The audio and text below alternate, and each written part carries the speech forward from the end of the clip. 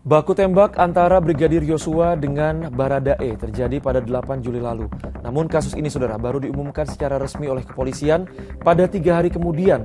Menurut versinya Ferdy Sambo dan istri, bahwa Brigadir J juga melakukan pelecehan kepada istri dan Bu Putri Chandrawati berteriak meminta tolong. Karena pada saat itu selain melecehkan, katanya juga ada terjadi aksi-aksi kekerasan lainnya yang dilakukan oleh Brigadir J.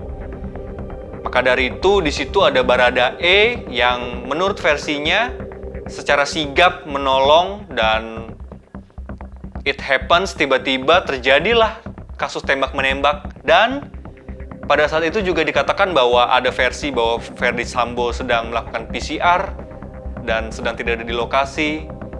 Dan semua kebingungan inilah yang akhirnya dibincangkan oleh satu republik ini. Dan kemarin putusan hakim menjadi titik terang pada kasus ini, yang dinyatakan Ferdy Sambo benar-benar menjadi main master dalam kasus polisi tembak polisi ini. Menyatakan terdakwa Ferdy Sambo SH SIK MH telah terbukti secara sah dan meyakinkan bersalah melakukan tindak pidana turut serta melakukan pembunuhan berencana dan tanpa hak, melakukan tindakan yang berakibat sistem elektronik tidak bekerja sebagaimana mestinya yang dilakukan secara bersama-sama. Menjatuhkan pidana kepada terdakwa tersebut oleh karena itu dengan pidana mati. Setelah drama yang begitu panjang di TKP, mulai dari katanya CCTV kena petir, CCTV hilang, bukti hilang, tiba-tiba muncul lagi, yang membuat keluarga Brigadir J menjadi resah terhadap anaknya.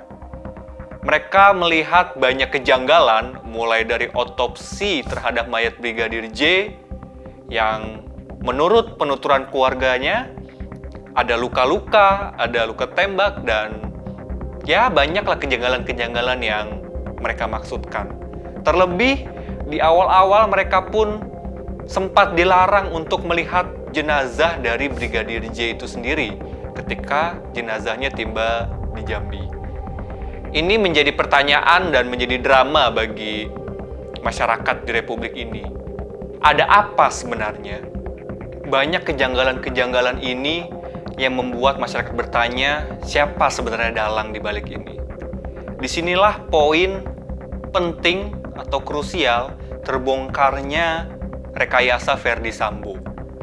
Pada saat itu Baradae akhirnya muncul di permukaan bersama dengan advokat Deo Lipa dan beberapa orang lain di sekitarnya, menyatakan bahwa apa yang diceritakan dan dimunculkan di media selama ini hanya rekayasa dan skenario untuk menutupi kasus sebenarnya. Di usia saya ini tidak pernah terpikirkan ternyata oleh atasan saya, di mana saya bekerja memberikan pengabdian kepada seorang jenderal berpangkat bintang 2 yang sangat saya percaya dan saya hormati, di mana saya yang hanya seorang prajurit rendah berpangkat barada yang harus mematuhi perkataan dan perintahnya. Ternyata saya diperalat, saya dibohongi dan disia-siakan. Bahkan kejujuran yang saya sampaikan tidak dihargai.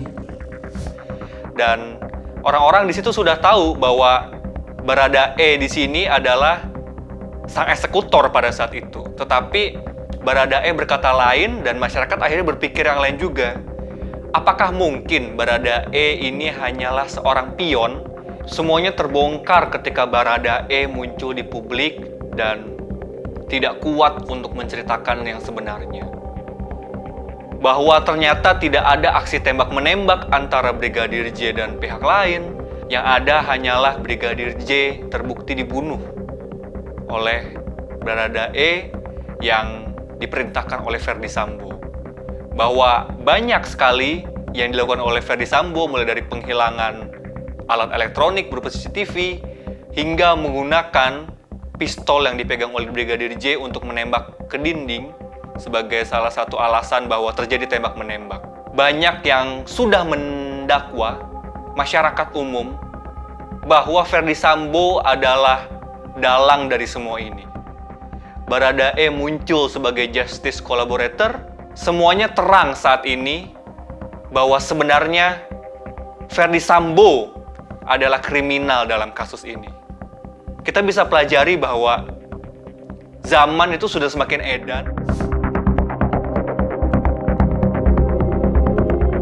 Puncaknya adalah kita bisa lihat Ferdi Sambo dinyatakan bersalah dan harus dihukum mati. Putri Candrawati, Kuat Ma'ruf, dan beberapa pihak lainnya pun dinyatakan bersalah.